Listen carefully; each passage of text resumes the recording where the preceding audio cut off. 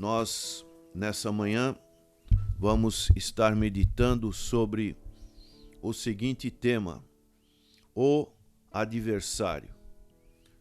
Satanás, um ser real e que a Bíblia apresenta para nós e que nós precisamos conhecer os seus ardis. E para tanto podemos ler o que o apóstolo Paulo escreve em Efésios, capítulo 6, verso 10 a 12. No demais, irmãos meus, fortalecei-vos no Senhor e na força do seu poder. Revesti-vos de toda a armadura de Deus, para que possais estar firmes contra as astutas ciladas do diabo. Então aqui nós vemos Paulo estar colocando essa situação que nós temos um adversário, um oponente, e todo conflito bélico, militar, ele precisa ter, para a sua vitória, ele precisa ter o que nós chamamos uma unidade de inteligência. Nessa unidade de inteligência, não só as estratégias militares para o ataque, como também para a defesa, precisam serem muito bem pensadas, elaboradas. E qualquer exército precisa também conhecer um pouco do exército oponente, daquele que vai ser enfrentado. E nós podemos ver isso no sentido espiritual, em que precisamos conhecer um pouco dos seus ardis. Paulo fala em outras ocasiões na Bíblia que nós devemos conhecer os ardis do nosso grande inimigo, para compreender as ações do inimigo. Se não soubermos quem é o inimigo, onde ele está e o que ele é capaz de fazer, teremos dificuldades em derrotá-lo. Então, a palavra de Deus nos instrui. Deus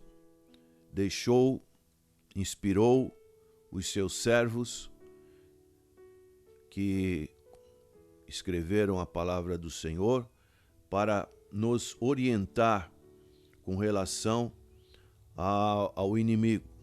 Não apenas nesta epístola do apóstolo Paulo, que ele é bem incisivo com relação a esta grande luta, esse grande inimigo, mas ao longo das todas as Escrituras, nós podemos ver que nós não podemos ser presas do inimigo. Nós precisamos estarmos alertas, porque se não soubermos os seus ardis, as suas táticas, nós podemos, infelizmente, sermos derrotados pelo inimigo.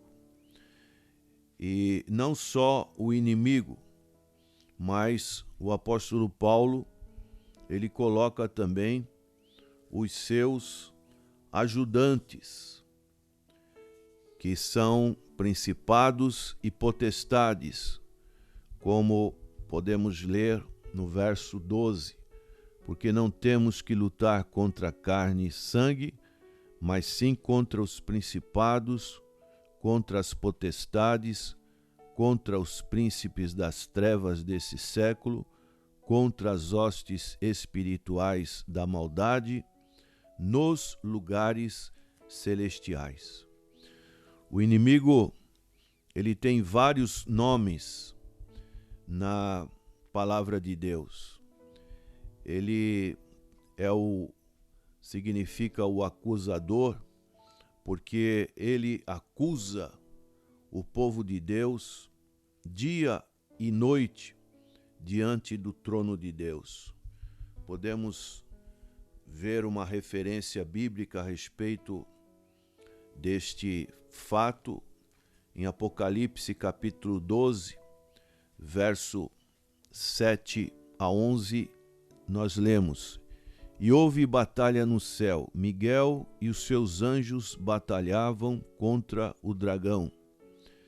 E batalhavam o dragão e os seus anjos, mas não prevaleceram, nem mais o seu lugar se achou nos céus.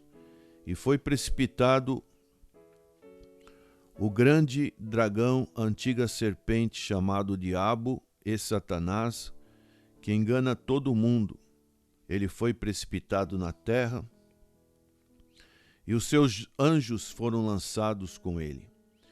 E ouvi uma grande voz no céu que dizia: Agora chegada está a salvação e a força e o reino do nosso Deus e o poder do seu Cristo, porque já o acusador de nossos irmãos é derribado, o qual diante do nosso Deus os acusava, de dia e de noite.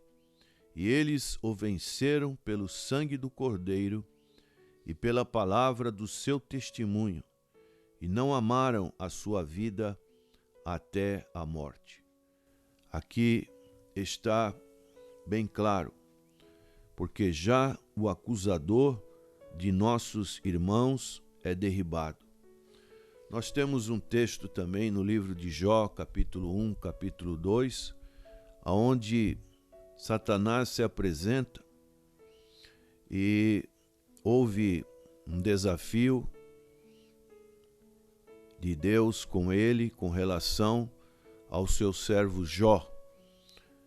Deus fala sobre o seu servo Jó, dando vários atributos de lealdade, de fidelidade.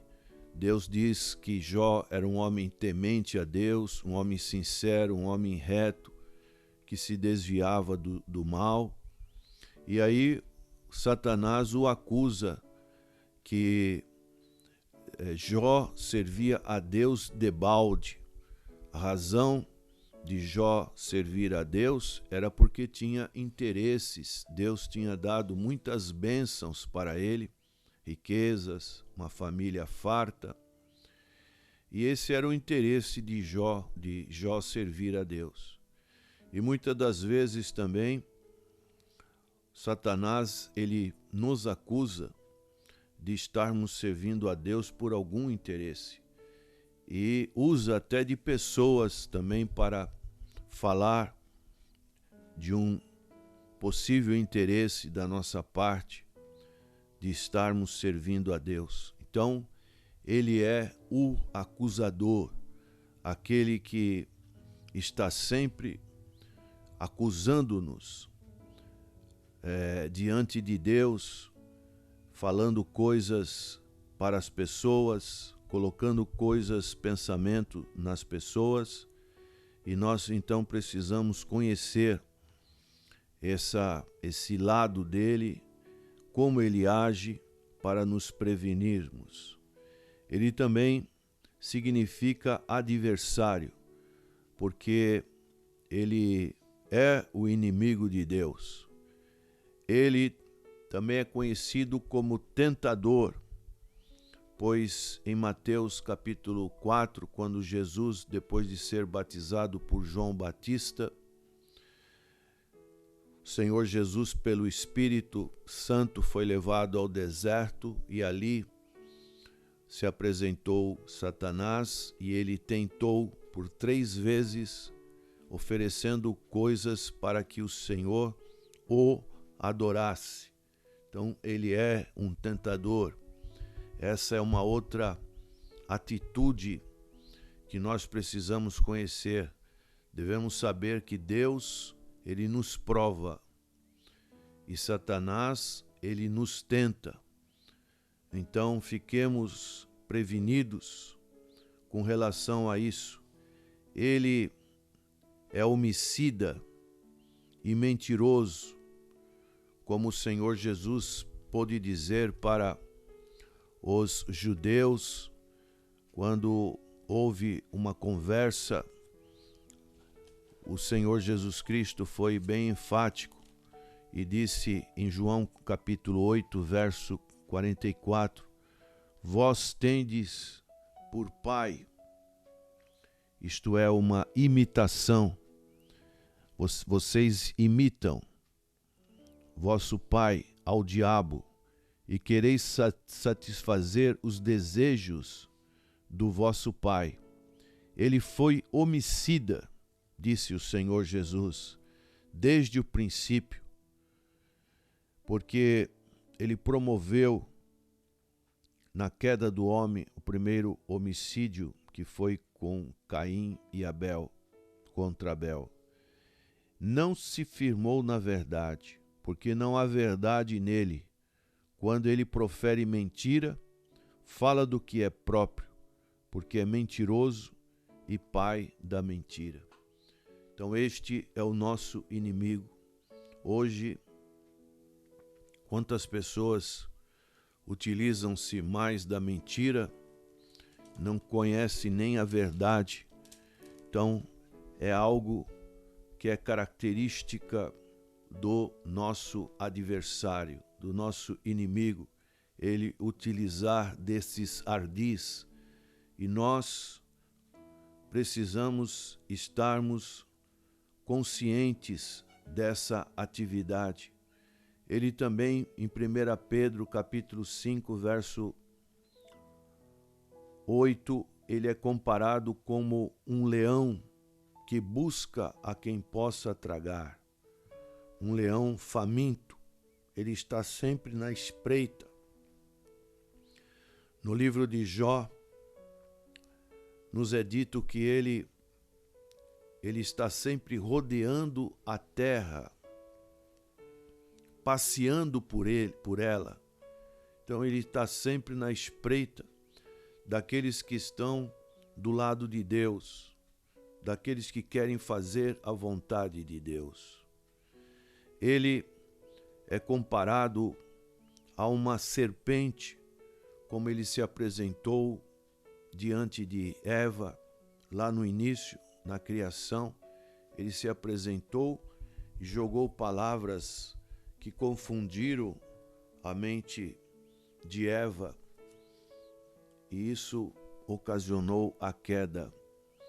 Nós vemos em Apocalipse, voltando para o capítulo 12, verso 9, nós já tivemos lendo, e foi precipitado o grande dragão, a antiga serpente, chamada o diabo e Satanás, que engana todo mundo. Então ele é o enganador. E ele também tem uma característica de estar como um anjo de luz.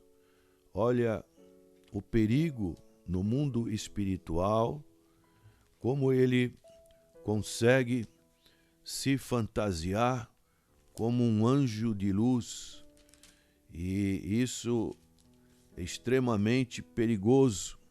É o que nós encontramos em 2 Coríntios, capítulo 11, no verso 13, diz: porque tais falsos apóstolos são obreiros fraudulentos, transfigurando-se em apóstolos de Cristo. E não é maravilha, porque o próprio Satanás se transfigura em anjo de luz. Não é muito, pois, que os seus ministros se transfigurem em ministros da justiça, o fim dos quais será conforme as suas obras. Aqui está o grande perigo, que nós precisamos conhecer bem esse adversário para nos precaver contra as suas astutas ciladas, como diz o apóstolo Paulo. E a Bíblia nos apresenta também uma outra característica do inimigo, que ele é o Deus deste século. 2 Coríntios, capítulo 4, verso 4, nos diz: "E o Deus deste século cegou o entendimento dos incrédulos, para que a luz do Evangelho não ilumine, não prevaleça nas trevas." Então, o Deus desse século, ele cega, ele cria trevas para que a luz do Evangelho não adentre na mente das pessoas. Portanto,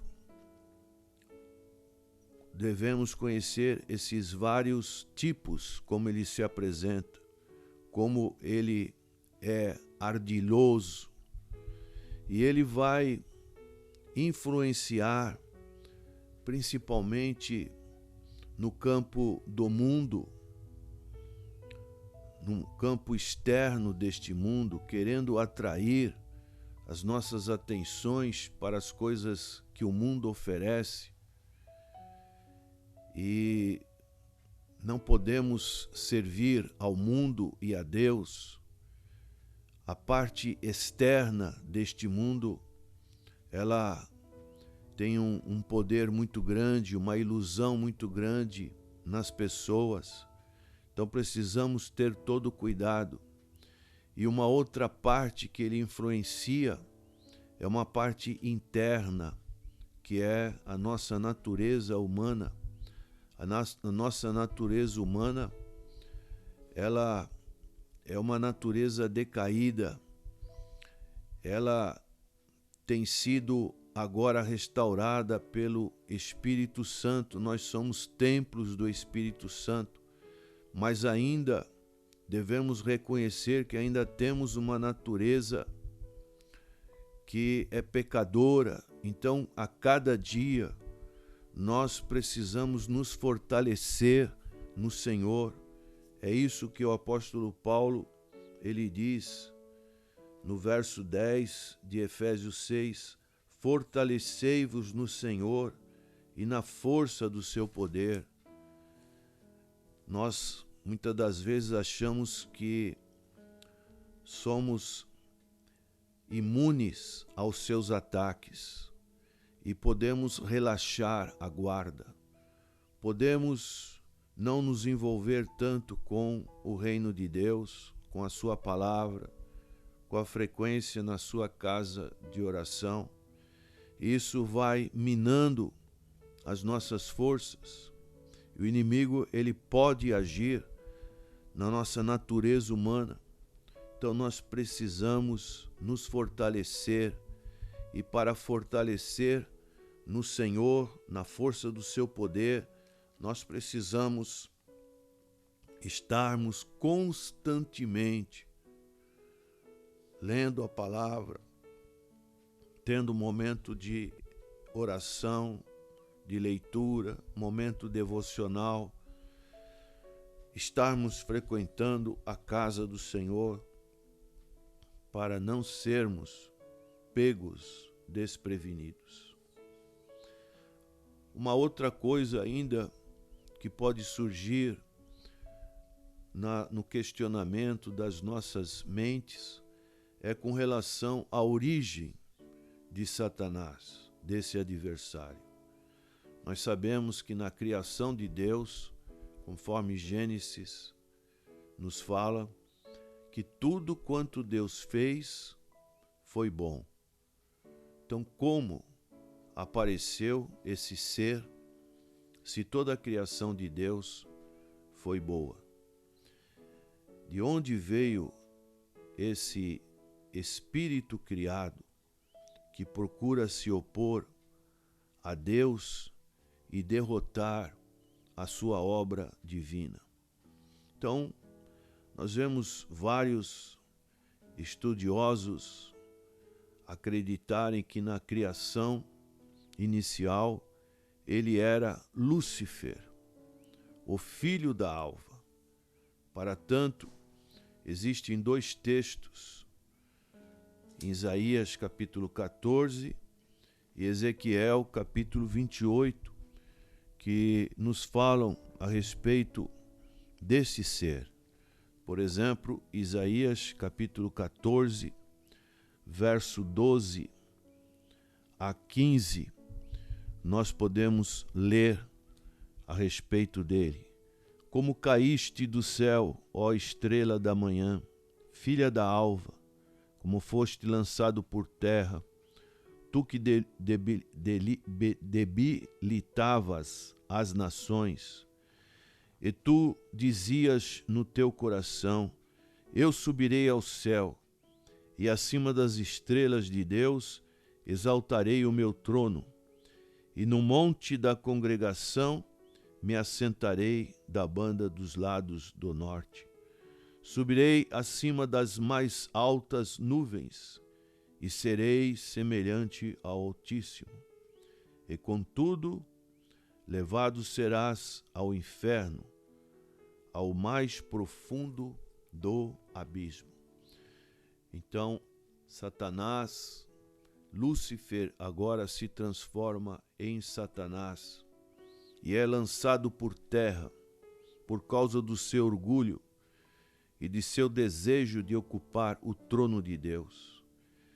A origem de Satanás ainda envolve inúmeros mistérios, mas seus atos, isso que é importante, os seus atos e o seu destino certamente não substituem mistério algum. Nós reconhecemos os seus atos. Uma vez que é um ser criado e que não é eterno como Deus, seus conhecimentos e atividades são limitados.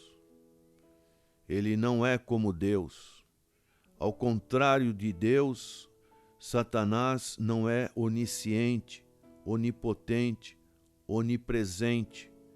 Então, como não consegue operar de modo tão eficaz em tantas partes distintas do mundo, ele o faz por meio de uma rede organizada de ajudante, que, como nós já lemos, são os que estão descritos no verso 12 desse capítulo 6 de Efésios.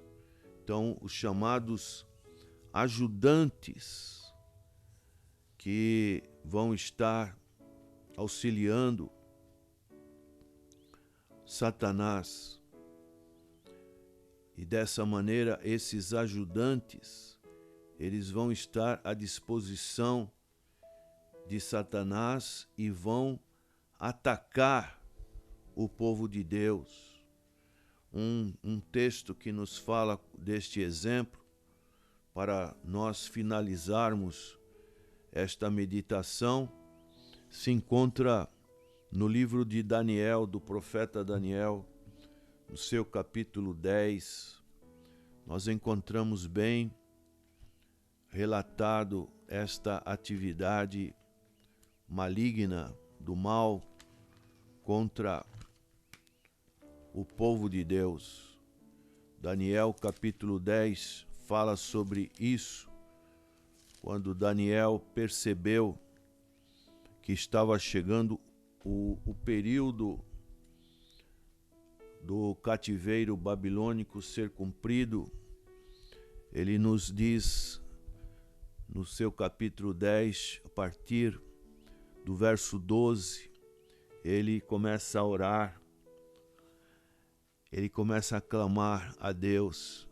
E aqui nós encontramos: então me disse, não temas, Daniel, porque desde o primeiro dia em que aplicaste o teu coração a compreender e a humilhar-te perante o teu Deus, são ouvidas as tuas palavras, e eu vim por causa das tuas palavras.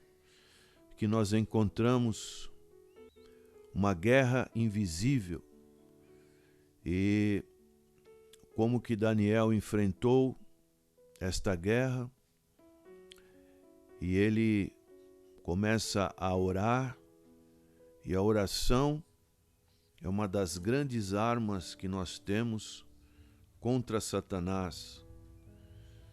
O apóstolo Paulo, nesse capítulo 6 de Efésios, ele vai falar depois que nós devemos orar em todo o tempo, com toda oração no Espírito, por todos os santos.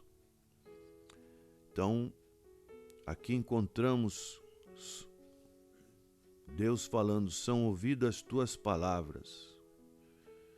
Deus dá uma resposta imediata e também uma resposta mediata. E no verso 13 do capítulo 10 de Daniel, ele fala, mas o príncipe do reino da Pérsia se opôs defronte de mim 21 dias. Então aqui nós vemos os principados, as potestades no mundo espiritual, querendo impedir a bênção de Deus, a realização da vontade de Deus. E eis que Miguel, um dos primeiros príncipes, veio para ajudar-me, e eu fiquei ali com os reis da Pérsia. Agora vim para fazer-te entender o que há de acontecer ao teu povo nos derradeiros dias, porque a visão é ainda para muitos dias. Aqui Deus está falando, está abrindo as cortinas para que Daniel possa entender o que iria acontecer, o que estava para acontecer. E falando ele comigo essas palavras, abaixei o meu rosto e emudeci. E eis que uma, como semelhança dos filhos do homem, me tocou os lábios. Então abri a minha boca e falei. E disse aquele que estava diante de mim, Senhor meu, por causa da visão, sobrevieram-me dores e não me ficou força nenhuma. Deus abriu a boca e falou. Que expressão maravilhosa, quando nós estamos não abrindo a nossa boca no sentido somente humano, mas abrindo a boca quando Deus toca, como aconteceu com Isaías, quando ele viu o Senhor e um dos serafins lhe tocou e ele ficou purificado. Assim o Senhor também nos toca, para que no abrir da nossa boca não falemos de nós mesmos, mas falemos do Senhor. Como, pois, pode o servo deste meu Senhor falar com aquele meu Senhor? Porque quanto a mim, desde agora não resta força em mim, e não ficou em mim fôlego. E uma como semelhança de um homem me tocou outra vez e me confortou. E disse, a aplicação das orações, da vitória do Senhor contra o inimigo. Então a oração, ela não é uma repetição, não é um exercício monótono, mas é um exercício espiritual. Quando nós dobramos nossos joelhos, precisamos reconhecer que nós estamos numa batalha espiritual. O inimigo, a nossa carne, não quer que nós oremos. Mas quando nós oramos, as coisas de Deus acontecem. E aqui nós vemos acontecendo isso. No verso 19 do capítulo 10 de Daniel. E disse, não temas, homem muito desejado, paz seja contigo, anima-te, sim, anima-te. E falando ele comigo, esforcei-me e disse, fala, meu Senhor, por que me confortaste? E disses, sabes porque eu vim a ti? Eu tornei a pelejar contra o príncipe dos persas, e saindo eu, eis que virá o príncipe da Grécia. O que isso representa no mundo espiritual? representa dois andares, um andar de cima e um andar de baixo. O príncipe dos persas, o príncipe da Grécia, são poderes malignos que muitas vezes vêm. E aqui nós vemos também uma outra situação. E saindo eu, eis que virá o príncipe da Grécia. Isso significa o quê? Que a nossa batalha é sem trégua. Não temos tempo para perder. Temos que estarmos totalmente envolvidos nessa batalha espiritual. Mas eu te declarei o que está escrito na Escritura da verdade, e ninguém há que se esforce comigo contra aqueles, a não ser Miguel, vosso príncipe. Então nós temos ajuda do exército celestial contra este exército que se levanta contra nós. Portanto, meu prezado irmão, fortalecei-vos no Senhor e na força do seu poder. E depois, nesse texto, o apóstolo Paulo apresenta a nossa armadura, mas isso é um assunto para uma outra meditação. Que Deus te abençoe e que tenha um dia de vitória na presença do Senhor. Amém.